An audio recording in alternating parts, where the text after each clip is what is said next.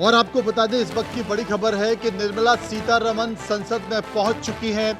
Budget की copy संसद में पहुंच चुकी है और संसद में बस इंतजार इस बात का है, बहुत ज़्यादा समय बचा नहीं है, 1 घंटे का समय है और संसद में निर्मला सीतारमण पहुंच चुकी हैं, बजट की कॉपी पहुंच चुकी हैं और इस बजट में क्या कुछ होगा, क्या संकेत निकल कर आएंगे, क्या एनपीएस और एटीसी में छूट की सीमा बढ़ेगी या आम आदमी को राहत मिलेगी, या फिर यह देखा जाएगा कि सरकार कौन कौन से सेक्टर में कितना बजट एलोकेशन करती है, क्या सरकार ग्रीन एनर्जी पे फोकस होगी या सरकार जो है खेत खलियान से लेकर इंफ्रास्ट्रक्चर में जाकर के। तमाम पैनलिस्ट इस वक्त मेरे साथ मौजूद हैं, मैं उनसे चर्चा करूंगा, समझने की कोशिश करूंगा।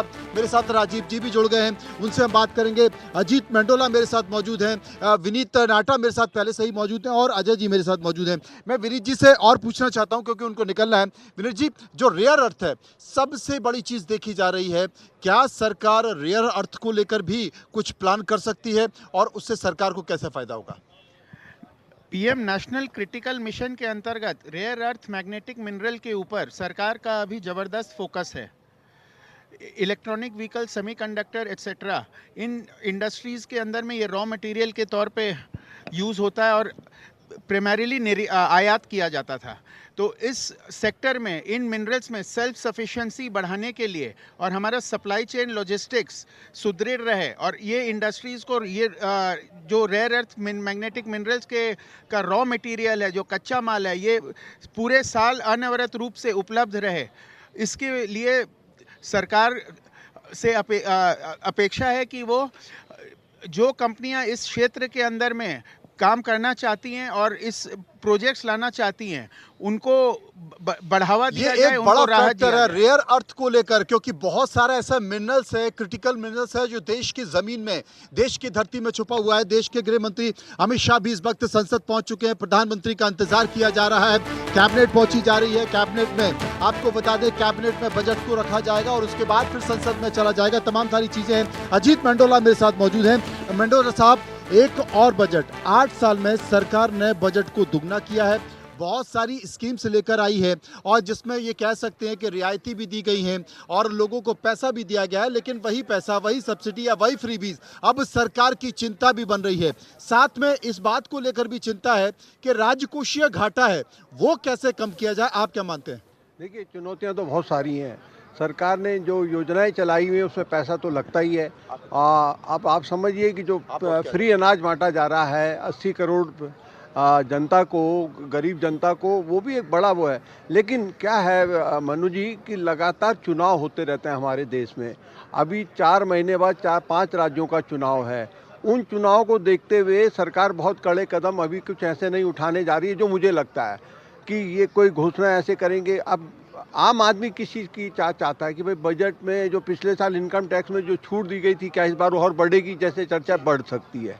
दूसरा, किसान को जो सरकार उनको जो पैसा दे रही है उसमें बढ़ोतरी की भी उम्मीद लगा रहे हैं। तमाम देखिए, अब सरकारी कर्मचारी है, डीए बढ़ेगा, न्यू पेंशन स्कीम में क्या होगा जो आम आदमी को लेकर है। देखिए, मैं उतनी ज़्यादा बारीकी तो नहीं जानता कि इसमें जो बाकी आर्थिक रूप से जानकार बोल पाएंगे, लेकिन जो आम आदमी से जुड़े मुद्दे हैं, आम आदमी से जुड़े मुद्दे यही हैं कि भाई नई पेंशन स्कीम की भी एक चर्चा है, उसमें शायद गवर्नमेंट कुछ करने जा रही है। अब महंगाई बढ़ेगी घटेगी, देखिए कई चीज़ों पे तो फिक्स है मामला कि जो वैसी कीमतें हैं। अब इस बार हाँ, सोना चांदी को लेकर भी है कि भाई क्या जो नीचे आ रहा है, गिर रहा है। हाँ, जो इम्पोर्ट ड्यूटी है उस पर क्या होगा, तमाम चीज़ें हैं। किसानों को न्यूनतम जो उनका है क्या कहते हैं, न्यूनतम समर्थन मूल्य, हाँ, न्यूनतम समर्थन मूल्य पर क्या होगा, क्योंकि बड़ी हाँ, किसानों की मांग बनी हुई है। किसानों के लिए एक अर्थ से ये माना जा रहा है कि किसान सम्मान निधि तो सरकार बढ़ाएगी, लेकिन जो सबसे बड़ी मांग है न्यूनतम समर्थन मूल्य, क्या सरकार उस पर सोचेगी? जिस तरीके से जो केंद्र और राज्य के बीच की स्थिति है, क्योंकि लगातार आपने देखा होगा जीएसटी में कटौती हो गई है, उसके बाद जो राज्यों का जो घाटा है वो बढ़ गया है, राज्यों की आय कम हो गई है, राज्य लगातार कर्ज लेते जा रहे हैं, फ्रीबीज की घोषणाओं लगातार हो रही हैं, सब्सिडी दी जा रही है। क्या राज्यों पर अंकुश लगाने की कोशिश की जाएगी? ये तो माना जा रहा है कि बिजली को लेकर शायद 1 लाख करोड़ का एक फंड सरकार राज्यों को दे सकती है, लेकिन उन्हीं राज्यों को दिया जाएगा जो निजीकरण कर रहे हैं और उस दिशा में आगे बढ़ रहे हैं। तो ये कैसे स्थिति देख रहे हैं आप बजट की? देखिए, मेरा मानना ये है कि एक तो बजट पिछले 10 साल से अगर आप देखें, जी। एक सोची समझी नीति के आधार पर चल रहा है। जी। अ, ज़्यादातर हमारा सब इंफ्रास्ट्रक्चर लेड ग्रोथ है। जी। इंफ्रास्ट्रक्चर में पैसा लग रहा है जी। और उस इंफ्रास्ट्रक्चर के पैसा लगने से आगे बहुत सारी तरक्की हो रही है। That is what is happening. जी। तो वो डायरेक्शन मुझे लगता है सेम रहने वाली है। पहली बात है कि वो डायरेक्शन, क्योंकि एक सोची समझी नीति है, वो हर साल उसमें कोई और आपको बहुत बता दें, मैं बदला। आपको रोकना चाहता हूं, देश के प्रधानमंत्री नरेंद्र मोदी इस वक्त संसद भवन पहुंच चुके हैं। देश के प्रधानमंत्री नरेंद्र मोदी इस वक्त संसद भवन पहुंच चुके हैं। उनकी नजरें टिकी हुई हैं और आपको ये भी बता दें कि सबसे ज्यादा बजट पेश करने वाली वित्त मंत्री निर्मला सीतारमण बन गई हैं मोरारजी देसाई के बाद। और ये बजट इसलिए भी महत्वपूर्ण होने वाला है, हालांकि बहुत ज्यादा उम्मीद इस बजट से नहीं की जा सकती। ये कह सकते हैं कि देश की अर्थव्यवस्था को ट्रैक पर लाने की कोशिश की जा रही है। जीएसटी में बहुत सारी छूटें दी गई हैं, उसके कारण एक दबाव तो वहां पर बना हुआ। राजीव जी, आप कुछ बोल रहे हैं? मैं ये कह रहा था कि तो सोची समझी नीति में क्या चीजें हुई हैं वो समझना पहले जरूरी है। टैक्स कलेक्शन टू जीडीपी का एक रेशो होता है, जी। वो तकरीबन 16-17% हुआ करता था आज से कोई 7-8 साल 10 साल पहले ठीक है। तक। वो बढ़ के 19.5-20% पे ऑलरेडी आ चुका है, जिसका मतलब ये है कि टैक्स एफिशिएंसी हमारी काफी बढ़ गई है। जो आप बात कह रहे थे कि राज्यों का की आय कम हुई है, मुझे लगता है कि over a period of time GST के आने से राज्यों की आय यहाँ से एलोकेट होती है, मतलब सेंटर से एलोकेट होती है, क्योंकि जीएसटी में एलोकेशन होता है। तो वो वाली जो जितनी भी चीज़ें हैं, या अगर आप फिस्कल डेफिसिट भी देखें तो फिस्कल डेफिसिट भी कम हुआ है। फिस्कल डेफिसिट कम हुआ है। पहले 89% पे हमारा जीडीपी टू डेट का रेशो करीबन 89% पहुंच गया था, वो 81% पे आ गया है।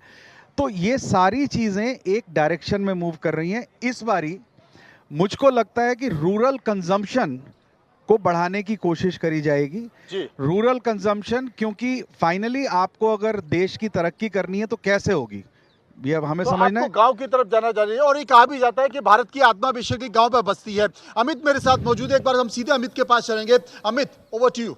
देखिए Manu ji, green signal market ने देना शुरू किया। प्रधानमंत्री नरेंद्र मोदी पार्लियामेंट पहुंच चुके हैं, अमित शाह पहुंच चुके हैं, वित्त मंत्री कुछ ही देर में बजट पेश करने जा रही हैं। लेकिन इस वक्त की बड़ी खबर यह है कि अक्षय बाराना मेरे साथ जुड़े, लेकिन अब शेयर मार्केट ग्रीन में ट्रेड कर रहा है। मैं अक्षय के पास जा रहा हूं। अक्षय, वहां से क्या तस्वीरें हैं, क्या अपडेट आप दिखा पा रहे हैं? Over to you.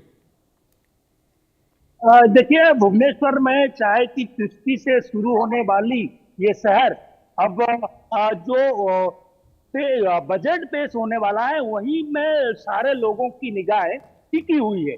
बातचीत करेंगे, कुछ लोग यहाँ मौजूद है, क्या उम्मीद करते हैं, क्या वो भी कुछ आशा रखते हैं या नहीं, तमाम बारे में बातचीत करेंगे। हमारे साथ कुछ लोग यहाँ मौजूद है। चाय की खटी में अक्सर लोगों को देखा जाता है कि यहाँ ज्यादा भीड़ जमाते हैं। तो क्या बोलना चाहेंगे सर, आपको इस बजट में क्या कुछ लगता है? देखिए, बजट की बात यदि हम करते हैं तो आपको थोड़ी देर के बाद ये समझते हैं कि बजट सामने आ जाएगा पटल पर। हालांकि राष्ट्रपति को सौंप दिया गया निर्मला सीतारमण जी के द्वारा। और सबसे बड़ी बात यह है कि हम यदि समझें तो ये एक रिकॉर्ड भी बन सकता है इस बार, इस तरह से कि मोरारजी देसाई के बाद में यदि किसी का रिकॉर्ड था तो पीछे दम करेगा। सबसे ज्यादा बजट प्रस्तुत किया था उन्होंने। दूसरी तरफ यदि हम देखते हैं तो निर्मला सीतारमण का ये बजट जो है, मुझे लगता है कि पिछली बार से ज्यादा असरकारक होगा इस बार, इस लिहाज से कि पिछली बार जो है इन्होंने केवल महिलाओं को और शिक्षा को ध्यान देते हुए बजट का प्रस्तावन किया था इन्होंने। इस बार चूंकि उसका फायदा क्या हुआ था यदि आप समझते होंगे, पिछले बजट में तो महाराष्ट्र में चुनाव हुए थे, छत्तीसगढ़ में चुनाव हुए थे। इसमें ये सबसे बड़ी बात जो थी पिछले बजट में, जो फायदा ये हुआ था कि लाडली बहना जैसी योजना को इन्होंने प्रस्तावित किया था और उसका लाभ ये मिला कि महाराष्ट्र जैसे बड़े राष्ट्र में, बड़े राज्य में इनकी सरकार बन गई। पश्चिम बंगाल में बहुत निकटवर्ती समय में चुनाव होने हैं। मुझे लगता है कि इस बार का जो बजट आएगा, जो आपसे थोड़ी देर के बाद है, वो पश्चिम बंगाल को केंद्रित करते हुए और इस बार राज्य सरकार और केंद्र सरकार के जो घाटे हैं उसको कैसे समाप्त किया जाए, उसको कैसे पूर्ति किया जाए, इस आधार पर बजट होने की संभावना है। पश्चिम बंगाल के लिए हम बात करें तो क्या हो सकता है आधार? पश्चिम बंगाल में सबसे बड़ी बात यह है कि जो आयु वर्ग है वहां पर वोटर्स की, उसको यदि आप ध्यान देंगे तो आपको ये बात क्लियर हो जाएगी कि इस बार का बजट किस आधार पर आने वाला है। वहां पर जो वोटर्स हैं इस वक्त, जो युवा वर्ग जो है और पेरेंट्स के बीच में एज डिफरेंस काफी है। बाकी अदर स्टेट्स में हम देखते हैं तो पेरेंट्स और इनके बीच में बहुत ज्यादा एज गैप नहीं होता है, लेकिन वहां पर पश्चिम बंगाल में लगभग 40 से 45 वर्ष का गैप होता है बच्चों में और पेरेंट्स में। लिहाजा पूरे भारत की यदि हम बात करते हैं तो इस वक्त युवा वर्ग सबसे ज्यादा है। तो युवा वर्ग को ध्यान में रखते हुए तो डेफिनेटली सरकार जो है बजट को लेकर के आएगी। दूसरा सबसे बड़ी बात है, इस बार पश्चिम बंगाल को ध्यान में रखते हुए और ऐसी स्थिति में कि वहां पर कैसे इस बार सरकार भारतीय जनता पार्टी की बने। हालांकि बजट जो होता है वो तो सरकार का होता है, किसी पार्टी का नहीं होता है, लेकिन बजट जो है जिसकी सरकार केंद्र में होती है तो इस बात का ध्यान रखते हुए कि राज्यों में उनकी कैसे पैठ बढ़े, इस आधार पर बजट रहती है। जी देखिए पश्चिम बंगाल को ठीक है अक्षय, आप जो बातें बता रहे हैं, आई एम वेरी श्योर कि पब्लिक को लगातार उम्मीदें ये हैं कि उनके लिए राहत लेकर आए, लेकिन शेयर मार्केट अब ग्रीन ट्रेड कर रहा है। इंडिया न्यूज पर आप 360 कवरेज देख रहे हैं बजट की। संजय मेरे सहयोगी ने एक रिपोर्ट भेजी है, वो आपको देखनी चाहिए। मंत्री निर्मला सीतारमण बजट लेकर के पहुंच चुकी है पार्लियामेंट की सीढ़ी। निर्मला सीतारमण, उनके साथ में केंद्रीय वित्त राज्य मंत्री पंकज चौधरी भी मौजूद है। संसद के मकर गेट पर केंद्रीय वित्त मंत्री निर्मला सीतारमण पहुंच चुकी है। कुछ ही देर में कैबिनेट की बैठक शुरू होने वाली है, जिसमें कि कैबिनेट की बैठक में निर्मला सीतारमण बजट को रखेंगी और कैबिनेट से पास होने के बाद में लोकसभा में सुबह 11 बजे निर्मला सीतारमण देश के लिए बजट पेश करेंगी 2026-27 का। आप देख सकते हैं यहाँ पर निर्मला सीतारमण, साथ ही साथ वित्त राज्य मंत्री पंकज चौधरी बजट की कॉपी लेकर के संसद भवन पहुंच चुके हैं। तो जा रहा है संसद भवन का, कुछ ही देर में बजट भी पेश होगा कैबिनेट की बैठक के बाद। Sanjay Sharma, India news, Delhi. तो आप संजय शर्मा की रिपोर्ट सीधे पार्लियामेंट से देख रहे थे। कुछ ही वक्त बचा है जब निर्मला सीतारमण बजट पेश करने जाएंगे। 10 बज चुके हैं। इस बीच देश की संसद में केंद्रीय बजट 2026-27 अब पेश होने जा रहा है। जी हां, बजट पर ग्वालियर के लोगों का क्या कहना है, बजट से उनकी क्या उम्मीदें हैं, संतोष सिंह की रिपोर्ट आपके लिए लेकर आए, देखिए।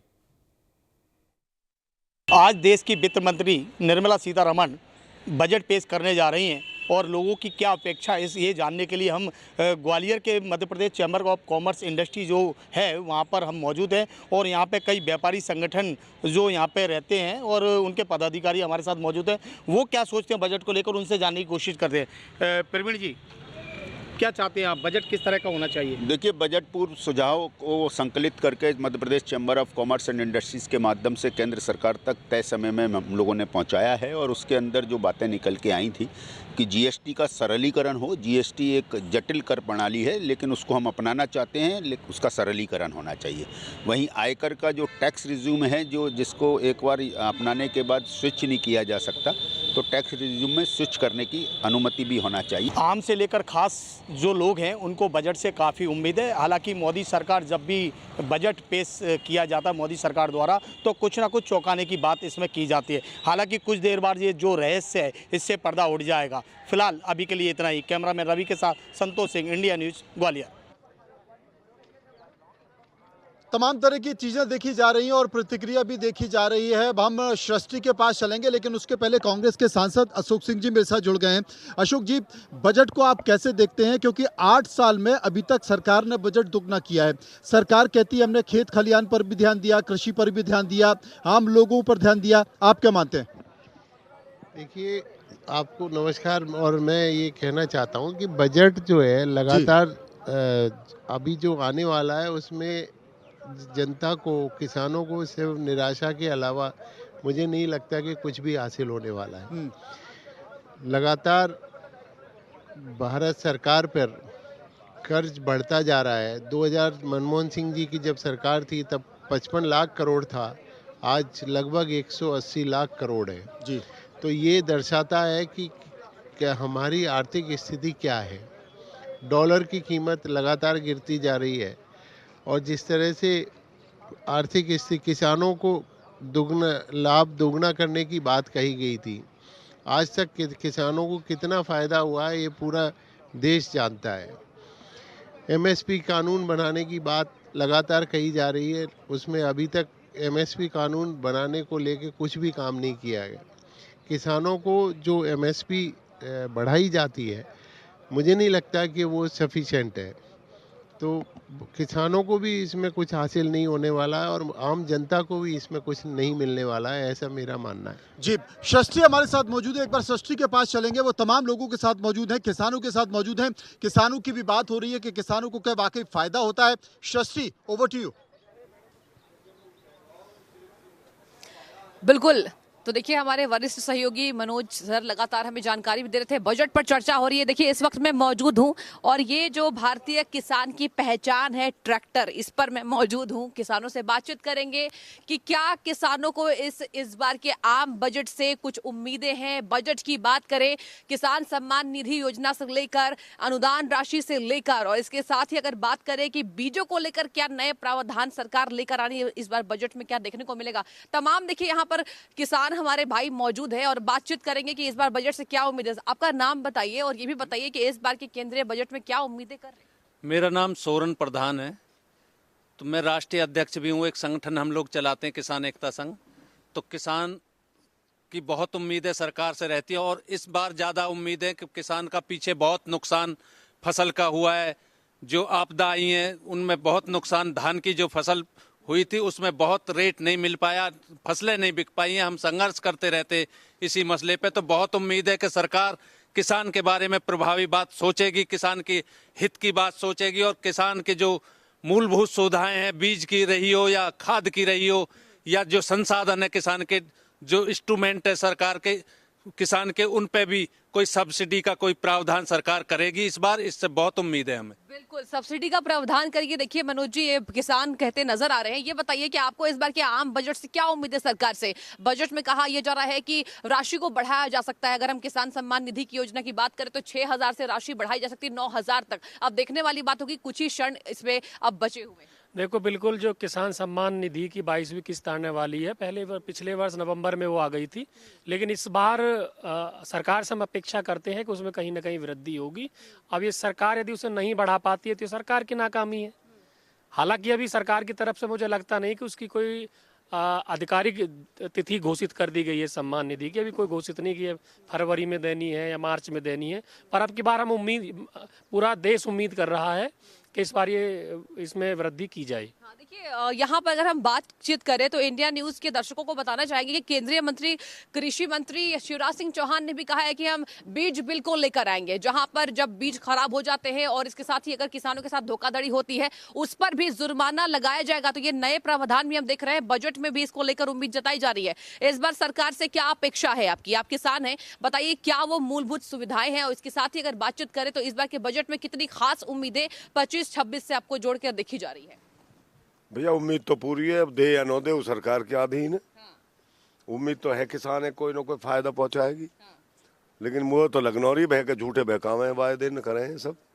देखिए यहाँ पर तमाम अलग अलग प्रतिक्रियाएं भी हैं मनोज जी, और कुछ किसान यहाँ ये कहते नजर आ रहे हैं कि हमें पिछले साल के मुताबिक इस बार के बजट से खास उम्मीद है, क्योंकि अगर हम बात करें तो एमएसपी को लेकर भी हमने देखा कि कैसे यहाँ पर बिल को वापस लिया गया। ये बताइए कि अगर बातचीत करें तो आपको कितनी उम्मीदें इस बार के बजट से, और इस बार कहा यह जा रहा है कि इस बार का आम बजट किसानों के हित में ही होगा, कुटीर उद्योग को भी सरकार जो है वो प्रावधान देने की कोशिश करेगी।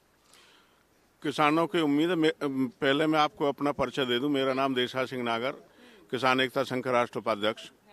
यहाँ दनकौर में आप लाइव कर रहे हो, तो सबसे पहले मैं ये कहना चाहूँगा कि मुझे उम्मीद है कि सब्सिडी का जो वो जिक्र आया है, तो खाद पे DAP है, यूरिया है, डीजल है, पोटास है, जिंक है, इन पे सब्सिडी देना चाहिए सर। तो ये मेगा कवरेज आप देख रहे हैं इंडिया न्यूज पर बजट को लेकर, लेकिन अब वक्त हो चला है महाराष्ट्र की